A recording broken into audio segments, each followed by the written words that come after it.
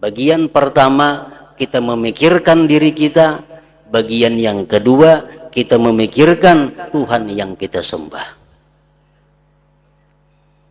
Nah, jadi berpikir yang dikatakan termasuk dalam agama kada terlepas daripada dua tadi.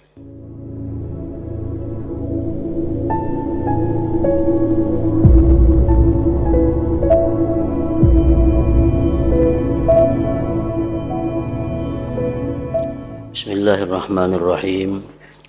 Alhamdulillahirabbil alamin. Wassalatu wassalam ala asyrafil anbiya wal mursalin sayyidina wa maulana Muhammadin wa ala alihi wa ashabihi ajma'in. Qala al-musannif al-imam hujjatul Islam Abu Hamid Muhammad bin Muhammad al-Ghazali rahimahullah wa nafa'ana bi ulumihi fid dharain. Bayanu majaril fikri. I'lam anna al-fikra qad yajri fi amrin yata'allaqu bid-din wa qad yajri fi ma yata'allaqu bi ghairi ad-din. Wa inna ma gharaduna ma yata'allaqu bid-din fal natrukil qismal akhar. Wa na'ni bid-din al-muamalata allati bainal 'abdi wa bain rabbi ta'ala. Fajami'u afkaril 'abdi imma an tata'allaqa bil 'abdi wa sifatihi wa ahwalihi wa imma an tata'allaqa bil ma'bud wa sifatihi wa af'alihi la yumkinu an yakhruja an hadzainil qismain wa ma yata'allaqu bil 'abdi imma yakuna nadharan fima huwa mahbubun 'inda rabbi ta'ala aw fima huwa makruh wa la hajata idal fikri fi ghairi hadzainil qismain wa ma yata'allaqu bir rabbi ta'ala imma ayyakuna nadharan bi dzatihi wa sifatihi wa asma'il husna wa imma ayyakuna fi af'alihi wa mulkihi wa malakutihi wa jami'i ma fis samawati wal ard wa ma bainahuma ila akhir.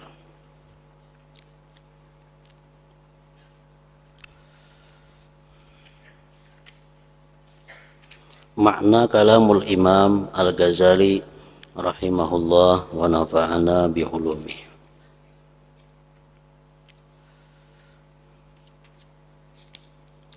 Penjelasan jalan-jalan fikir.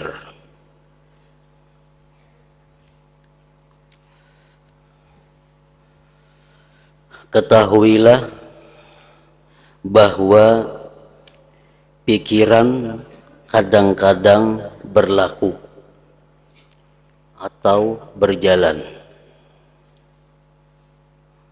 pada perkara yang berkaitan dengan agama. Pikiran kita kadang-kadang berputar, pikiran kita kadang-kadang berjalan memikirkan sesuatu yang berhubungan dengan agama. Seperti memahami hukum-hukum Allah Subhanahu wa ta'ala, memahami ayat-ayat Al-Quran, memahami sabda-sabda Rasulullah sallallahu alaihi wasallam. Itu contoh orang yang menggunakan fikir pada jalan agama. Atau menggunakan pikir pada sesuatu yang bisa menyelamatkan dirinya daripada dosa. Nah, itu termasuk yang berkaitan dengan agama. Atau menggunakan pikir untuk hal-hal yang bisa menambah ketakwaannya kepada Allah. Atau menggunakan pikir pada sesuatu yang menambah kecintaannya kepada Rasulullah sallallahu alaihi wasallam. Nah, itu contoh orang-orang yang menggunakan pikir pada jalan agama. Dan kadang-kadang berlaku itu pikir kita pada sesuatu yang berkaitan dengan selain agama. Kadang-kadang kita berpikir, memutar otak pada sesuatu yang tidak ada sangkut paut dengan agama. Misalnya berpikir tentang bagaimana cara resep makanan. Kayak mencampur ini berapa, mencampur ininya berapa supaya makanan ini jadi nyaman. Nah, itu berpikir dalam sesuatu yang tidak ada sangkut paut masalah agama. Atau berpikir bagaimana menjadikan ini supaya kawa dipakai. Atau berpikir malam ini aku akan makan apa. Makan sate kah malam ini? Ya sudah, malam semalam. Makan soto kah? Atau makan apa? Nah, itu berpikir yang kada ada sangkut paut dengan masalah agama. Dan hanya saja maksud kami adalah yang berkaitan dengan agama. Yang kita bicarakan, ujar Imamul Ghazali dalam kitab ini, adalah jalan-jalan fikir yang bersangkutan dengan masalah agama.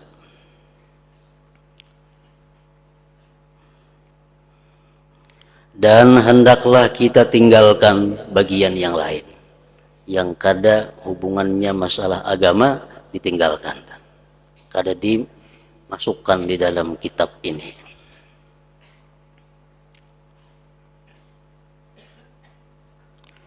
Dan kami maksudkan dengan agama adalah muamalah, hubungan antara hamba dan Tuhan yang Maha Tinggi.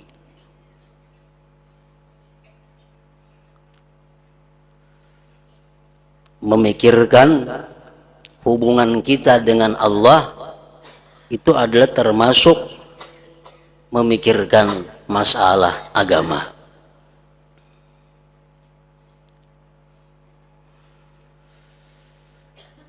Dan kami maksudkan dengan agama adalah muamalah, hubungan antara hamba dan Tuhan yang Maha Tinggi. Maka semua pikiran hamba ada kalanya berkaitan dengan hamba. Pikiran kita kadang-kadang berkaitan dengan kita sendiri. Yang kita pikirkan ini adalah diri kita sendiri, sifat-sifatnya. Kita memikirkan tentang sifat-sifat kita dan keadaan-keadaannya. Kita berpikir tentang bagaimana akhlak kita. Kita berpikir bagaimana kelakuan kita selama ini. Kita berpikir bagaimana kita menjaga diri selama ini. Nah, ini pikir yang mendatangkan pahala. Ini pikir yang disebut yang berhubungan dengan agama. Maka semua pikiran hamba ada kalanya berkaitan dengan hamba. Sifat-sifatnya dan keadaan-keadaannya. Dan ada kalanya pikiran kita itu berkaitan dengan Tuhan yang disembah. Sifat-sifatnya dan perbuatan-perbuatannya. Kita memikirkan sifat-sifat Allah, kita memikirkan perbuatan-perbuatan Allah, kita memikirkan hukum-hukum Allah. Itu pun termasuk berpikir di jalan agama. Nah, tidak mungkin keluar dari dua bagian ini. Bagian pertama, kita memikirkan diri kita. Bagian yang kedua, kita memikirkan Tuhan yang kita sembah. Nah, jadi berpikir yang dikatakan termasuk dalam agama kada terlepas daripada dua tadi.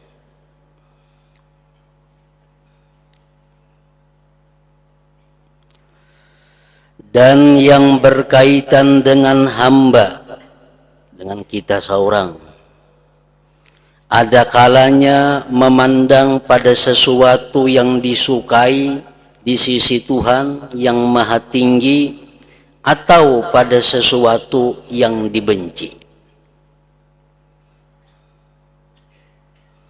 Kita memikirkan diri kita. Itu ada dua. Apa yang disukai Tuhan daripada diri kita ini? Apa akhlak kita yang disukai Allah? Nah, kita pikirkan, Bang, apa akhlak kita yang disukai Allah? Apa akhlak kita, tingkah laku kita yang dibenci Allah? Kita pikirkan, kita ingat-ingat, kenapa kelakuanku yang dibenci Allah? Kenapa kelakuanku yang disukai Allah? Nah, jadi untuk ke diri kita, dua itu yang dipikirkan. Memikirkan apa yang ada pada diri ini yang disukai Allah, dan memikirkan apa pada diri ini yang dibenci, dimurka oleh Allah Subhanahu wa ta'ala. Dan tidak ada hajat, tidak ada keperluan kepada pikir pada selain dua bagian ini.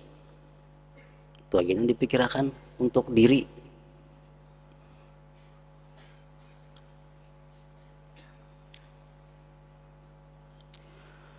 Dan yang berkaitan dengan Tuhan itu ada kalanya memandang pada zatnya.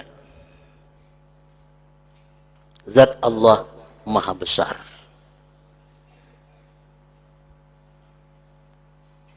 Daripada besarnya zat Allah, sehingga kada bisa mampu, kada mampu untuk dijelaskan, karena maha besar. Sifat-sifatnya dan nama-namanya yang bagus, Asmaul Husna. Dan ada kalanya pada perbuatan-perbuatannya Allah, kerajaannya, malakutnya, dan semua yang ada di langit dan di bumi dan di antara keduanya. Nah, jadi untuk berpikir yang ditujukan kepada Allah, yang dipikirkan adalah sifat-sifatnya, nama-namanya yang bagus, kemuliaan kebesaran zatnya, perbuatan-perbuatannya, kerajaannya, dan makhluk-makhluk yang lainnya.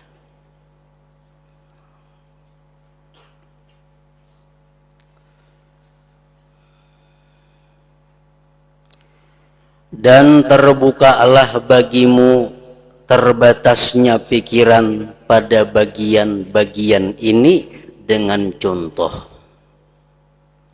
yaitu bahwa keadaan orang yang berjalan kepada Allah Ta'ala dan orang-orang yang rindu kepada perjumpaan dengannya Allah adalah menyerupai keadaan orang-orang yang sangat rindu.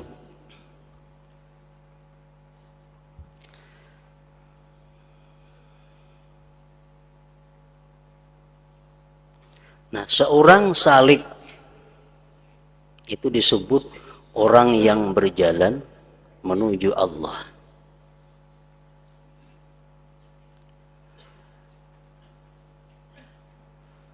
Itu dicontohkan dengan orang yang sedang bertunangan. Jadi orang ini sudah melamar, sudah bertunangan, tinggal lagi menunggu harinya.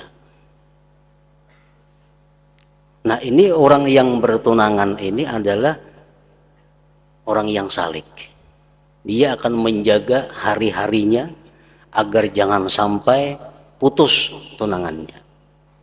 Dan diharapkan satu saat nanti akan bisa berjumpa dengan orang yang dilamarnya itu.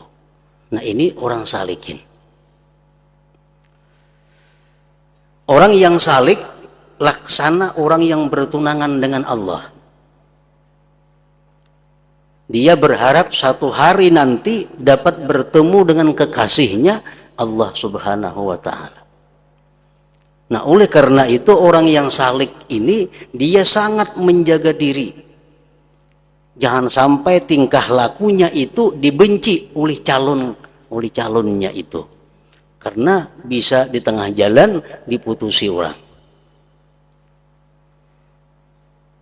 Nah, orang-orang yang kadada minat untuk menjadikan Allah sebagai kekasih, orang-orang yang tidak ada kehendak untuk melamar kepada Allah Subhanahu wa Ta'ala, itu laksana orang nang kada betunangan, bebas hidupin nang kayak apa kah tingkah lakunya, kada denang bakal memutusinya juga orang.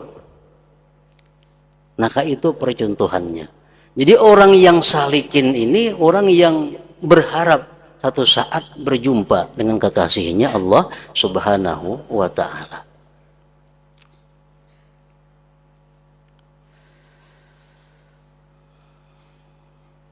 Bahwa keadaan orang yang berjalan kepada Allah Ta'ala dan orang-orang yang rindu kepada perjumpaan dengannya adalah menyerupai keadaan orang-orang yang sangat rindu.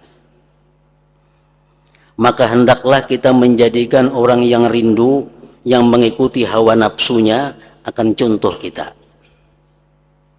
Maka kami berkata,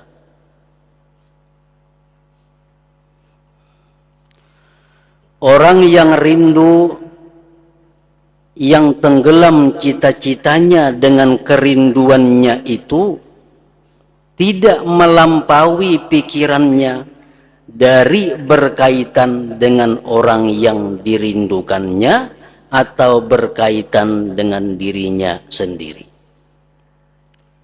Orang yang merindukan seseorang, pikirannya hanya ada dua. Pertama, nang dipikirkannya orang yang dirindukannya.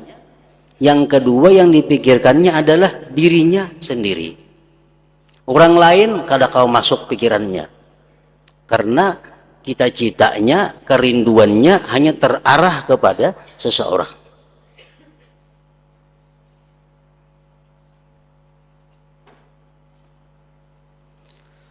Kalau ia berpikir pada orang yang dirindukannya, maka ada kalanya ia berpikir tentang kecantikannya dan bagus bentuknya pada dirinya, agar ia merasa nikmat dengan berpikir padanya dan dengan menyaksikannya.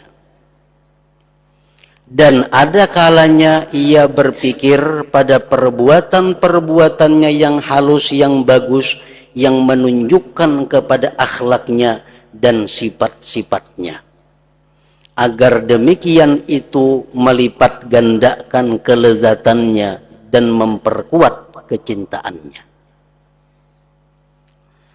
Nah, kalau kita merindukan seseorang, bila kita memikirkan seseorang itu hanya dua pikiran kita. Pertama yang kita pikirkan adalah keelokannya, kebagusannya, jasmaninya. Yang kedua yang kita pikirkan adalah sopan santunnya, tata keramanya, kebaikan akhlaknya. Itu sudah jelas. Dengan berpikir demikian itu akan merasakan kelezatan sesuatu, terutama di waktu akan menyaksikannya. Orang merindukan si Pulan, belenya ingat lawan Pulan itu, nang diingatakannya keindahannya, kebaikan tingkah lakunya, itu dua perkara itu.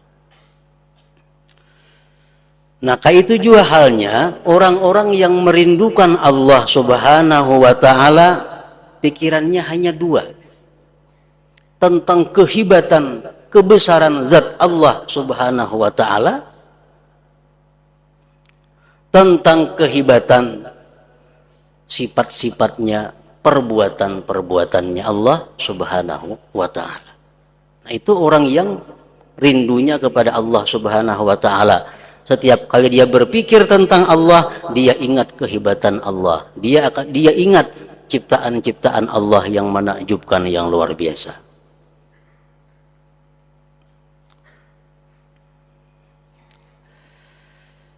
Nah, kalau ia berpikir pada dirinya sendiri, orang yang merindukan nih, kalau ia berpikir tentang dirinya, maka pikirannya itu pada sifat-sifatnya yang dapat menjatuhkannya di mata orang yang dicintainya, sehingga ia bersih dari sifat-sifat tersebut, atau pada sifat-sifat yang dapat mendekatkannya dengan orang yang dicintai dan membuat orang itu mencintainya, sehingga ia bersifat dengan sifat-sifat tersebut. Nah, bagi orang yang merindukan seseorang, kalau ia berpikir tentang dirinya, hanya dua yang dipikirkannya. Mengapa? Memikirkan napa-napa perbuatanku nang maulah inya katuju. Lawan berpikir napa-napa akhlakku nang membuat inya kada katuju. Pasti demikian. Nah, kalau kita merindukan seseorang, kita berpikir diri kita akan berpikir, mun aku macam ini inya kada katuju, mun aku nangka ini inya katuju. Nah, itu aja pikirannya. Nah, kayak itu juga orang yang merindukan Allah Subhanahu wa Ta'ala, bila dia berpikir tentang dirinya, hanya dua pikirannya. Kelakuanku macam ini disukai Allah, kelakuanku nangka ini bisa dihukumnya oleh Allah, bisa diputusinya oleh Allah Subhanahu wa Ta'ala. Kalau ia berpikir tentang sesuatu yang keluar dari bagian-bagian ini, maka demikian itu adalah keluar dari batas kerinduan. Kalau ini memikirkan lain pada nang 4 macam tadi, mikirkan usaha, nah baru saat itunya sudah kada rindu lagi.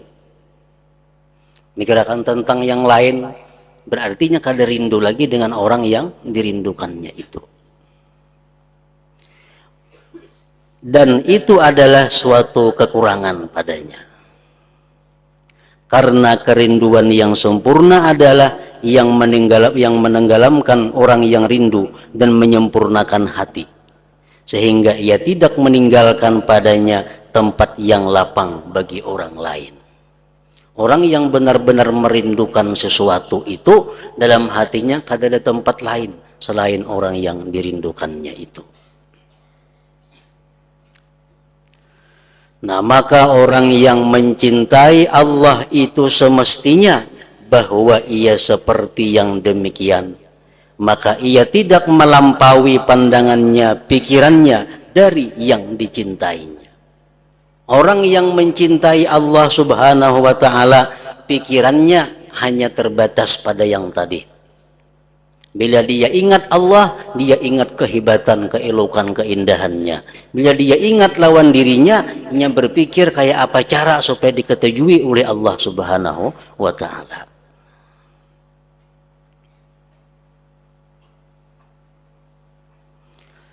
Dan apabila pikirannya itu terbatas pada 4 bagian-bagian ini, maka ia tidak keluar dari tuntutan cinta sama sekali. Berarti ini bujur-bujur cinta. Maka hendaklah kita memulai dengan bagian pertama,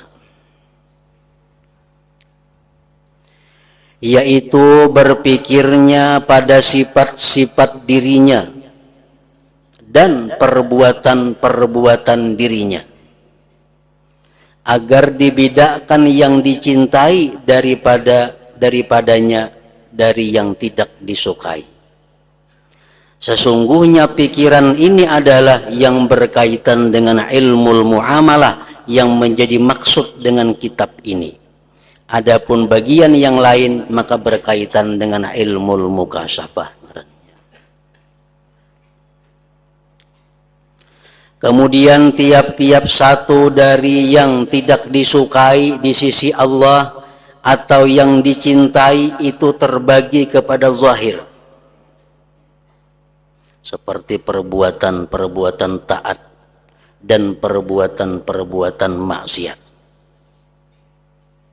dan kepada batin seperti sifat-sifat yang menyelamatkan, ikhlas, syukur, tawakal, ridha, dan yang membinasakan yang tempatnya adalah hati, riya, sombong. Dan telah kami sebutkan uraiannya pada rubuh yang membinasakan dan menyelamatkan dan taat. Dan perbuatan maksiat itu terbagi kepada yang berkaitan dengan anggota-anggota tubuh yang 7. Anggota tubuh yang 7, 2 tangan, 2 kaki, mata, telinga, lisan. Nah, 7. Dan kepada yang dihubungkan kepada seluruh badan, seperti lari dari barisan perang, durhaka kepada kedua orang tua, berdiam di tempat yang haram. Itu contoh dosa yang seluruh tubuh. Kalau kita memandang yang haram, dosa mata. Berkata dusta, dosa mulut. Tapi kalau durhaka kepada orang tua, dosa seluruh tubuh. Dan wajib pada setiap yang tidak disukai bertafakkur pada 3 perkara. Nah, kita tadi mencintai, merindukan Allah Subhanahu wa ta'ala.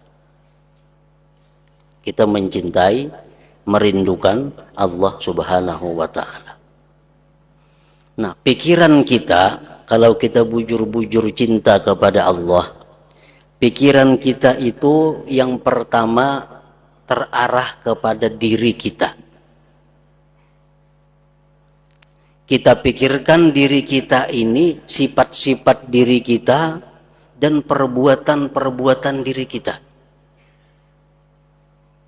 Yang mana yang dicintai Allah, yang mana yang dibenci Allah. Dari perbuatan diri kita, sifat diri kita.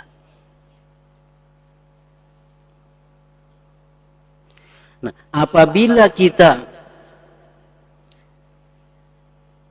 berpikir tentang yang tidak disukai Allah pada diri kita, kita ingat lisan kita ada bertutur yang haram. Kita pikirkan mata kita ada melihat yang haram. Kita pikirkan telinga kita ada mendengar yang haram. Kita pikirkan kaki kita ada melangkah kepada yang haram.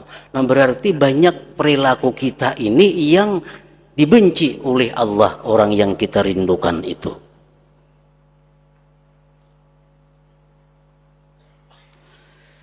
Nah, satu bertafakkur pada perbuatan itu. Kita bertafakkur kepada perbuatan kita. Apakah dibenci menurut Allah atau tidak? Kita pikirkan, Pang, perbuatan kita selama ini dibenci Allah atau kada?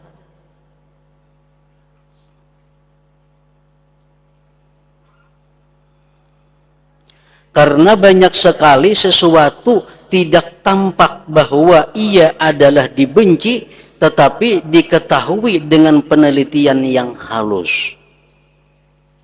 Banyak perbuatan-perbuatan yang sepertinya terpuji, padahal kalau dipikirkan dalam-dalam itu dicela oleh Allah.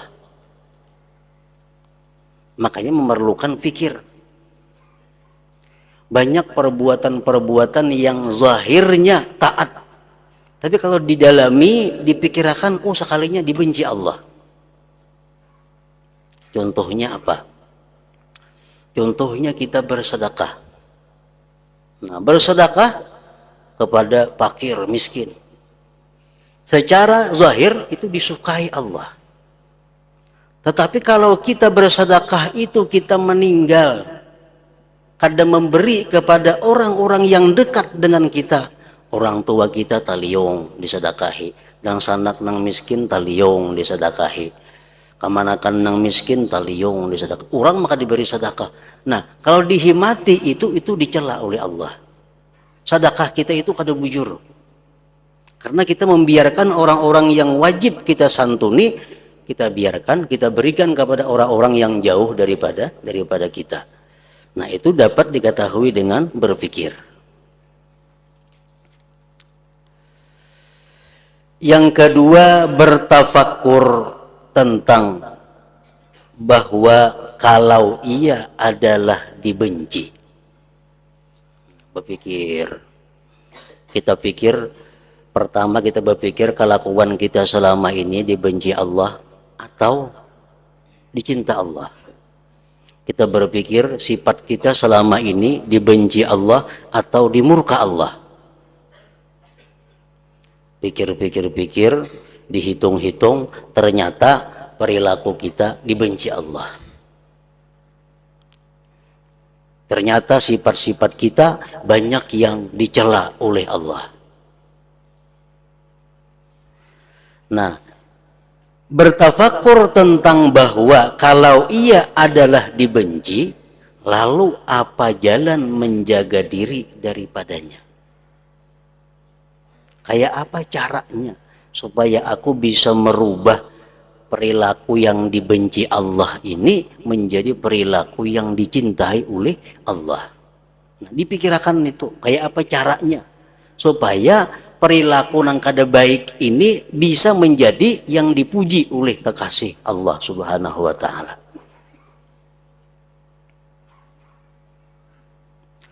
Yang ketiga, bahwa yang dibenci ini apakah ia bersifat dengannya sekarang? Perilaku yang dibenci Allah ini apakah saat ini ada pada diri kita? Nah, kalau saat ini ada pada diri kita, maka ia meninggalkannya. Tinggalkan itu, jangan lagi. Atau ia menghadap kepadanya pada waktu mendatang. Nah, perilaku nang kada baik ini hari ini kada ada bang, cuma isuk bakal ada. Pikirkan bang, ini isuk kayak apa? Maka ia menjaga diri daripadanya. Isuk ini pacang banyak maksiat di sini nah. Isuk pacang banyak maksiat. Ada ini, ada itu, macam-macam. Nah, kayak apa caranya aku bisa selamat, bisa menjaga diri daripada maksiat itu? Nah, berpikir seperti itu. Atau mengerjakannya pada hal ihwal yang lalu, maka ia memerlukan kepada memperbaikinya. Sekarang perilakuku, tingkah lakuku ada yang dibenci Allah. Dan akan datang pun kada melihat ada hal-hal yang dilarang Allah yang bakal diperbuat. Tapi dahulu aku banyak kada sembahyang. Tapi dahulu aku banyak berdusta. Tapi dahulu aku banyak berbuat riba. Dahulu banyak. Nah, dipikirkan kayak apa cara untuk menghapuskannya. Maka ia memerlukan kepada memperbaikinya.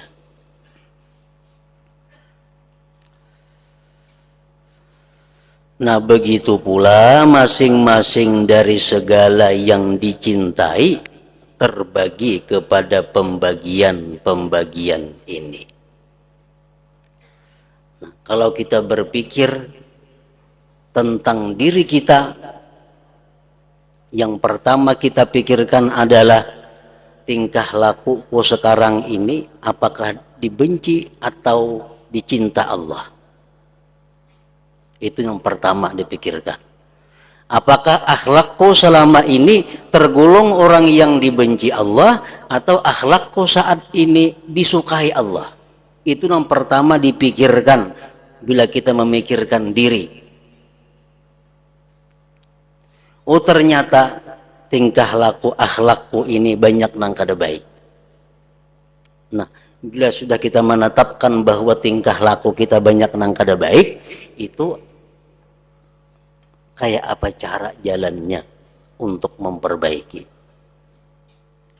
Nah, begitu pula masing-masing dari segala yang dicintai Allah Subhanahu wa taala. Orang yang zat yang kita cintai. Kalau kita berpikir tentang Allah, terbagi kepada pembagian-pembagian ini juga. Pikirkan sifat-sifat Allah, pikirkan ciptaan-ciptaan Allah, pikirkan kehebatan-kehebatan yang dibuat oleh Allah. Apabila bagian-bagian ini berkumpul, maka bertambahlah jalan-jalan pikir. Kalau kita memikirkan diri kita memikirkan tentang Allah, timbulan macam-macam jalan pikir. Pada bagian-bagian sampai 100 macam bagian. Dan hamba itu terdorong kepada pikiran, ada kalanya pada semuanya atau pada kebanyakannya.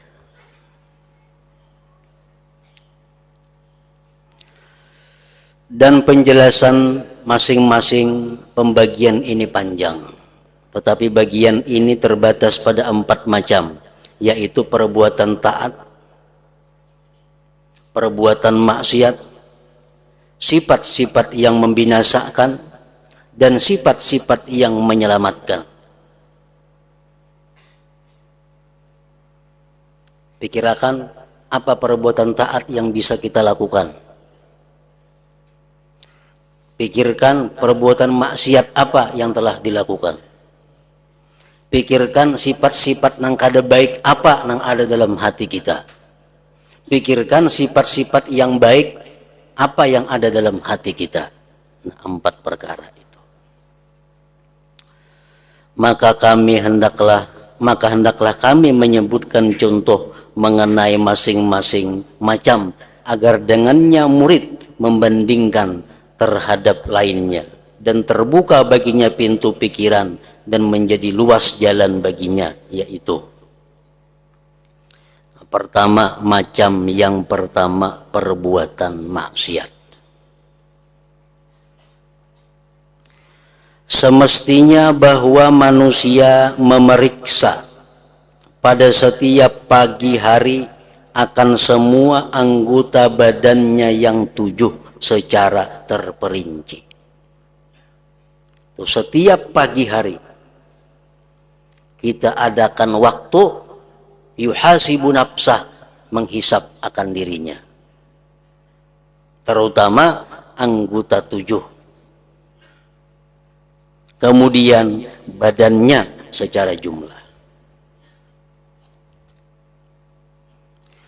Apakah ia pada waktu itu mengerjakan maksiat? Di waktu kita berpikir tadi, apakah kita ada saat ini mengerjakan maksiat? Maka ia meninggalkannya, tinggalkan maksiat itu. Atau melakukannya kemarin, semalam ada maksiat, maka ia memperbaikinya dengan meninggalkan dan penyesalan. Atau ia menghadap kepadanya pada siang harinya, maka ia bersiap-siap untuk menjaga diri dan menjauhinya. 3 pikiran itu.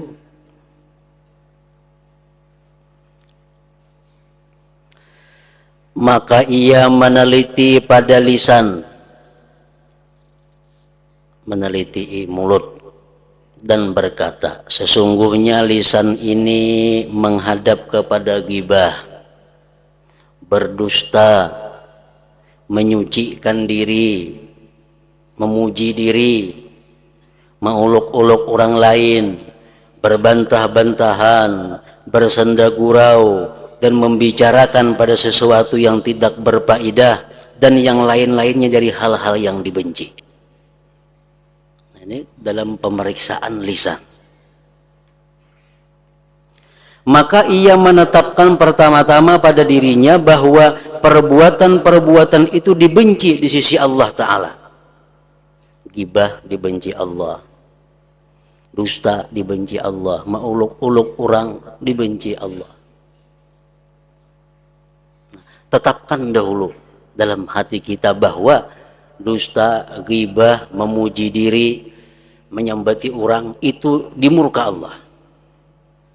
Dan ia bertafakur pada dalil-dalil Al-Quran dan Al-Hadis atas kerasnya azab padanya. Kalau aku berdusta, membawaku ke neraka. Kalau aku gibah, aku akan minta ampun kepada orang yang digibah. Kalau kada demikian, tobat kada diterima. Kemudian ia bertafakur tentang keadaan-keadaannya, bahwa bagaimana ia datang kepadanya dengan tidak mengetahui. Nang diketahui ada sekian dosa yang dilakukan oleh lidah, belum nang kita kada tahu lagi. Kemudian ia bertafakur bagaimana ia menjaga diri daripadanya. Kayak apa caranya supaya jangan menggibah orang lagi? Kayak apa caranya supaya jangan lagi berdusta? Dan ia mengetahui bahwa demikian itu tidak sempurna baginya kecuali dengan beruzlah dan menyendiri. Hendak kada menyambat orang lagi, hendak jangan berdusta lagi, hendak kada maulu-ulu orang lagi. Jalan yang pertama adalah mengasingkan diri. Oh, kada kawa mengasingkan diri, kada kawa. Atau ia tidak duduk-duduk kecuali dengan orang yang saleh, yang bertakwa, yang ingkar kepadanya manakala ia berbicara dengan yang tidak disukai Allah. Nah, kalau kada kawa menyendiri, ayo bakawan, cuma cari kawan nang takwa, cari kawan nang bisa menegur kita kalau kita salah. Kalau tidak, kada ada kawan yang macam itu, maka ia meletakkan batu di mulutnya supaya jangan berpandir apabila ia duduk dengan orang lain, sehingga yang demikian itu mengingatkannya. Maka begitulah tafakur pada upaya penjagaan diri. Nah, pikirkan kayak apa cara supaya bisa menjaga mulut. Dan ia bertafakur tentang pendengarannya, bahwa ia mendengarkan dengannya kepada gibah, dusta, perkataan yang berlebihan, kepada permainan dan bid'ah. Mengata bid'ah, dosa. Mengucap gibah, dosa. Kita mendengarkan, sama dosanya. Dan bahwa yang demikian itu didengarnya dari Zaid dan Umar, umpamanya. Aku bila tak kawan Zaid hingga menyambat orang Zaid itu. Bila tak kawan Umar hingga ketujuh maulu-ulu orang. Nah, kayak apa caranya supaya jangan umpat lagi mendengari macam itu? Dan bahwa ia menjaga diri daripadanya dengan mengasingkan diri atau dengan melarang perbuatan munkar. Pilih dua, munnya kawa menagur inya bila bakawan kawane, bila kada kawa putus, jangan bakawan lagi lawan inya. Maka manakala yang demikian telah terjadi, maka ia berpikir tentang perutnya, bahwa ia maksiat kepada Allah padanya dengan makan dan minum. Ada kalanya dengan banyaknya makan dari makanan yang halal, karena sesungguhnya yang demikian itu adalah dibenci di sisi Allah dan menguatkan syahwat yang menjadi senjata syaitan musuh Allah. Dan ada kalanya dengan makan makanan yang haram atau yang syubhat. Berpikir masalah makanan. Ini makanan kayak apa caranya supaya aku makan ini nang halal? Kayak apa caranya supaya aku ini jangan makan yang haram? Nah, maka ia meneliti dari mana makanannya, pakaiannya, tempat tinggalnya, usahanya, dan apa usahanya. Dan ia berpikir tentang jalan yang halal dan tempat-tempat masuknya. Kemudian ia berpikir pada jalan upaya dalam berusaha dengan yang halal dan menjaga diri dari yang haram. Nah, berpikir kayak apa cara mendapatkan sesuatu yang halal, itu pikiran yang dipuji. Dan ia menetapkan kepada dirinya bahwa segala ibadah semuanya adalah hilang beserta makan makanan yang haram. Kalau di perut kita ada makanan yang diharamkan Allah, apapun ibadah yang kita lakukan itu adalah hilang sia-sia. Dan bahwa makan makanan yang halal adalah dasar semua ibadah seluruhnya. Dan bahwa Allah Ta'ala tidak menerima salat hamba yang pada harga pakaiannya itu terdapat 1 dirham yang haram, sebagaimana disebutkan dalam hadis. Maka begitulah ia berpikir pada semua anggota badannya. Maka pada kadar ini cukup dari menyelidiki secara mendalam. Maka manakala berhasil dengan tafakkur akan hakikat ma'rifat dengan keadaan-keadaan ini, maka ia menyibukkan diri dengan muraqabah sepanjang hari, mengawasi diri, mengontrol diri sepanjang hari, sehingga ia menjaga anggota badannya daripadanya yang dibenci oleh Allah Subhanahu wa Ta'ala. Nah, itu contoh-contoh berpikir di jalan agama yang berpikir sesaat lebih banyak pahalanya daripada ibadah selama setahun. Nah, kemudian macam yang kedua, perbuatan taat.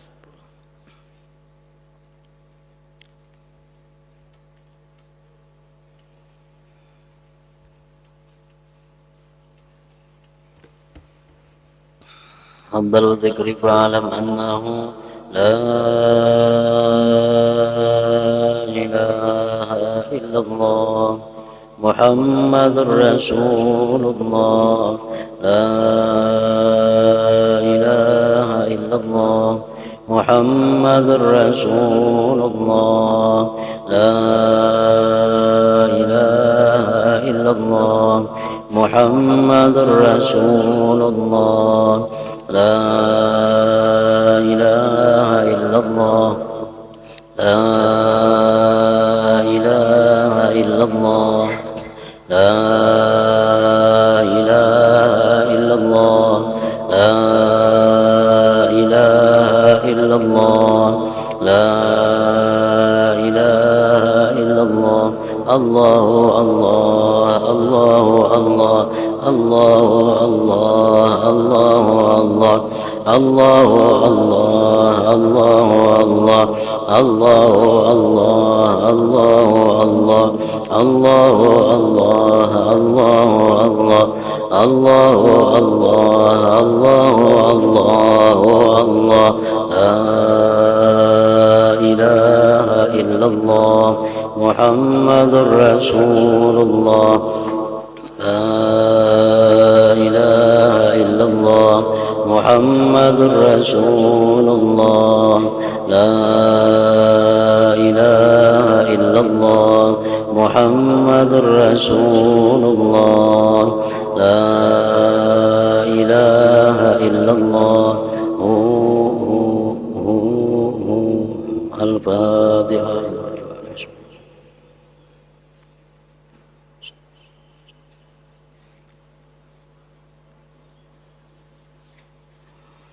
يا أيها الرجل منه شفاعة صلوا عليه وسلموا تسليما